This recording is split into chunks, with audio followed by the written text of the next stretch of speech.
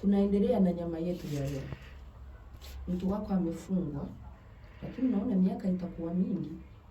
Yaani mtu kumfunga miaka 3, it is not easy. Serikali mtanisamee, nimewaingilia kwa kazi yenu.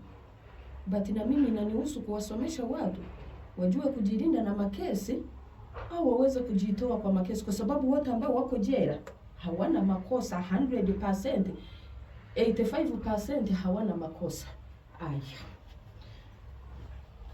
Mtu wako amefungwa kwa muda mrefu au anaenda kufungwa kwa muda mrefu, bado kesi iko chini, lakini unajua kweli atafungwa, aidha aligonga au aliua bila sababu.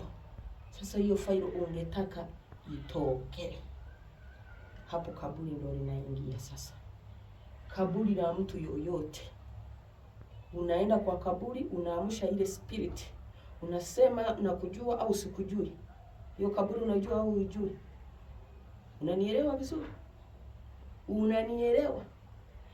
Niwekee yale matumbo ya mbuzi. Mbuzi au ng'ombe inakuwa na matumbo, lakini tunatumia ya mbuzi. Kuna kile kitumbo kikubwa kinakuwaga hivi.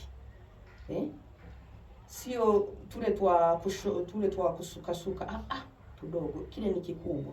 Hicho kitumbo na sindano ndizo wanazopeleka kwa kaburi pale. Ukadunga, ukamsha ile spirit, ikaenda ikatoa ile faili ya mtu. Yes, atarudishwa kotini haraka kama ni wafungwa miaka 7. Hiyo ni mada yenye watakuwa wamemwekea. Akirudi hatarudi nyuma. Anatolewa nje. Mkaeni salama.